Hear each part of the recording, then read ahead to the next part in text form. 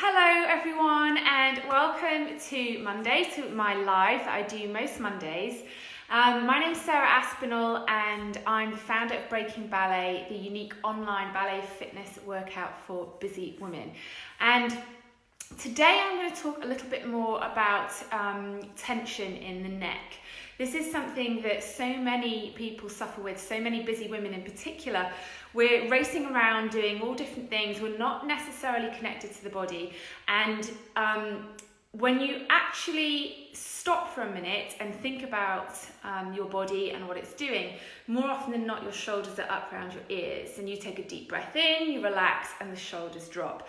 This happens in a lot of the classes that I teach. So we'll be doing particular exercises, ladies are concentrating on the exercises, and I'll say, drop your shoulders, and all the shoulders in the room drop down. So it is something that we do all suffer with. Hi Rachel, let me know if you're watching. Also let me know if this is something that you suffer with, this tension and aching in the neck.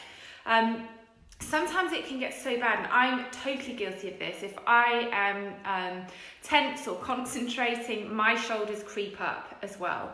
So I have to consciously think about bringing them down and relaxing. And sometimes if it gets so bad, the tension in the neck can come up and into the head. And that's when we get the tension headaches, which are really, really uncomfortable.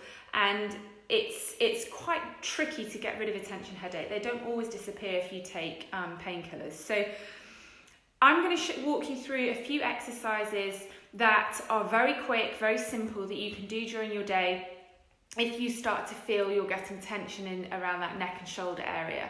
So if you've got a tennis ball, find your tennis ball, not necessarily now, but these are great for using on the neck because they've got a little bit of give in them.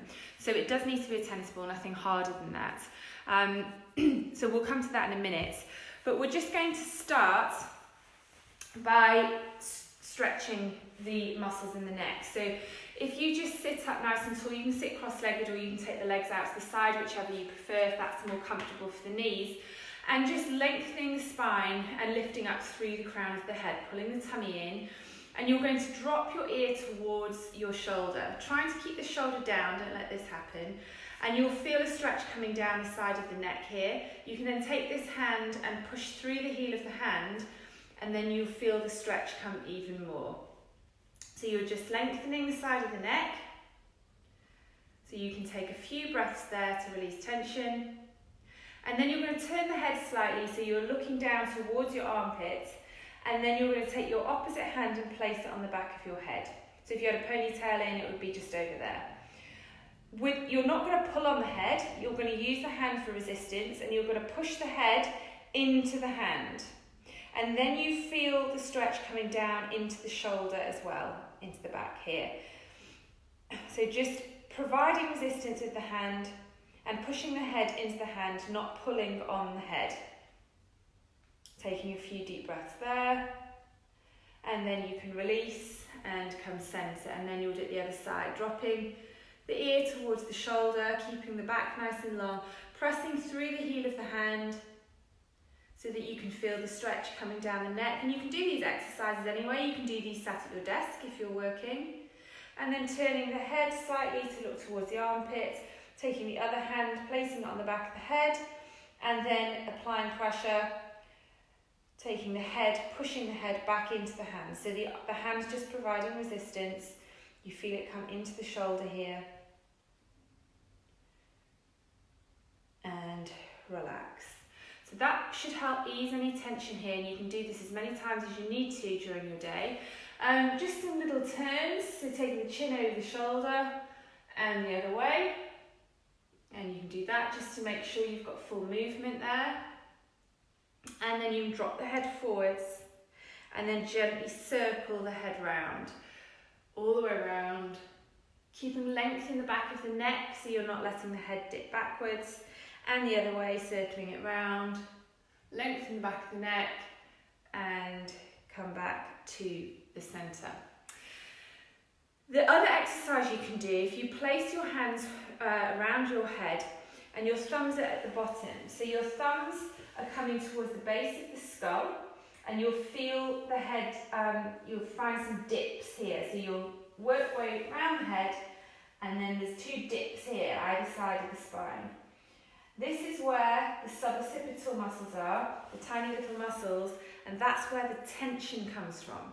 So you can massage using your thumbs like this, very gently because it's a very delicate area, or you can use the tennis ball. So what we're going to do is place the tennis ball in the palm of the hand, and then we'll place the tennis ball in that little dip towards the side, so on the right side here. So you've got the spine coming up. If you take your head forwards, you can feel it coming up through here, and you've got 2 dips either side, so that's where we're going to place the tennis ball. So you're going to lie down. If you can't see me, you just need to swipe the comments.